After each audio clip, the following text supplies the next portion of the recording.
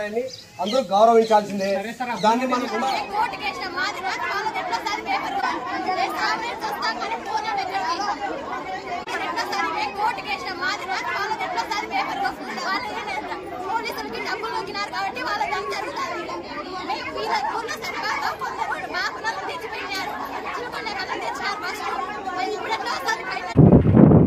Hi అందరికీ నమస్తే, welcome to GGR official అండి.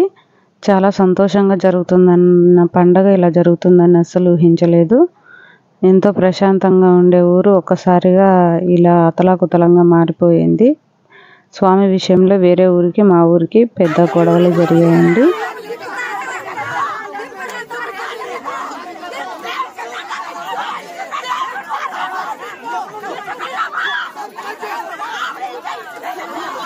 చూస్తున్నారు కదా, స్వామిని చూపించడానికి కూడా మాకు అనుమతించలేదండి. పండుగ రోజు గేట్లు క్లోజ్ చేసి పోలీసులంతా వచ్చారండి.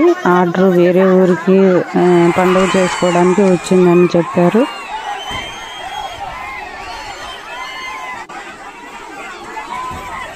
ఇక్కడ స్వామిని ఎత్తుకెళ్ళడానికి వచ్చారండి. వాళ్ళ ఊరి వాళ్ళు జరుపుకోవాలని స్వామిని ఎత్తుకెళ్ళడానికి వచ్చారు.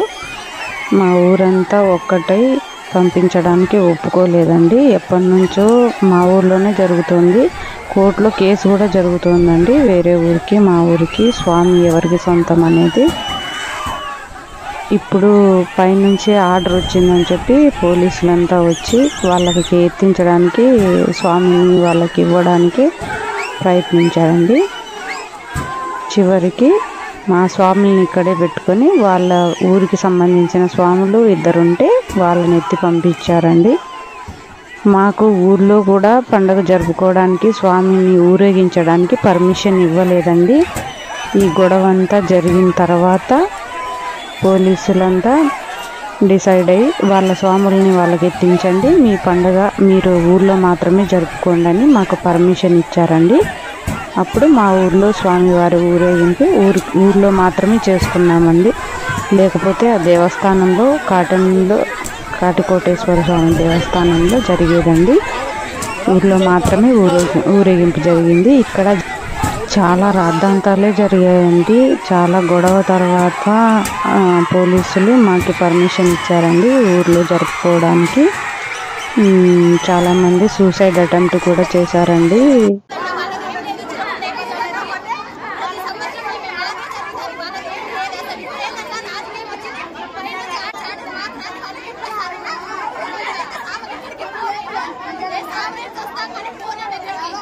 మీరు ఏదో అనుకున్నారు ఉండండి, శిష్టాన్ని గౌరవించడం నేర్చుకోండి. ఊరికేనే మీ అంతకు మీరు ఒక జనం ఉండాలని చెప్పి తల ఉన్నట్టు మాట్లాడితే ఏంటి అర్థం? నేనేమంటే ఒకటి, ఎవరైనా కానీ తీర్మానం చేసిన తర్వాత దానికి ఉన్నాయా ఇక్కడ విను, ఎవరైనా దానికి కట్టుబడి ఉండాల్సిన బాధ్యత అందరిపైన ఉంది.